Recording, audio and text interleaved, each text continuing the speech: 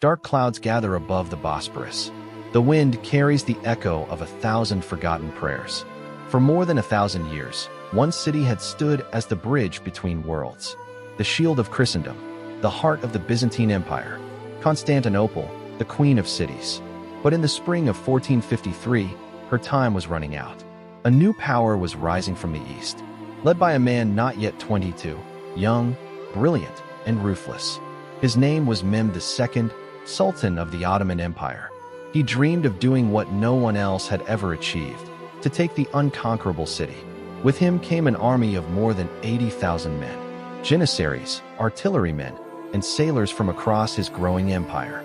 And among them, something the world had never seen before, a monstrous cannon called the Basilica, forged by a Hungarian engineer.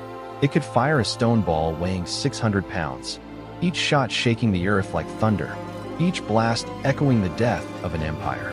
Inside the city, Emperor Constantine XI Palaiologos stood defiant. His army was small, barely 7,000 men, Greeks, Venetians, and Genoese volunteers, united by faith, and by the knowledge that they were all that stood between the cross and the crescent. As the siege began on April 6th, the sky darkened with smoke and fire. For weeks, the Ottomans pounded the walls day and night, but the ancient stones held strong. The defenders rebuilt what was shattered, their hands bleeding, their hearts unbroken. To protect the harbor, they stretched a massive iron chain across the Golden Horn. No ship could pass without permission from the city. It seemed Constantinople would endure yet again, as it had for 1,000 years. But Mehmed was not a man who accepted impossible. If the sea were blocked, he would simply move the sea.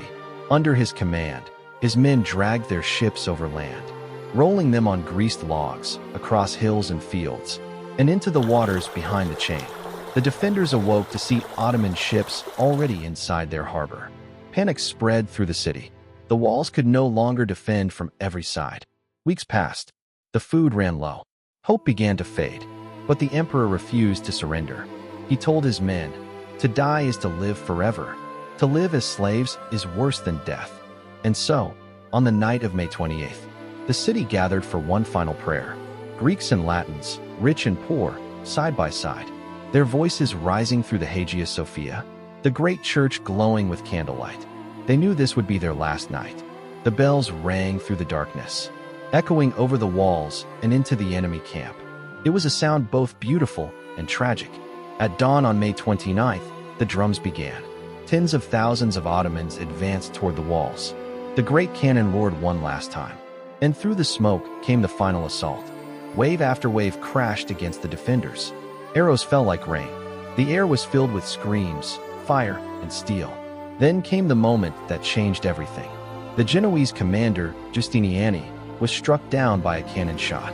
The defense wavered. The gate was breached. Ottoman soldiers poured through the broken walls. Emperor Constantine threw aside his purple robes. He drew his sword and charged into the chaos. No one ever saw him again. The last Roman emperor, lost in the dust of his dying empire. By noon, the battle was over. The streets ran red.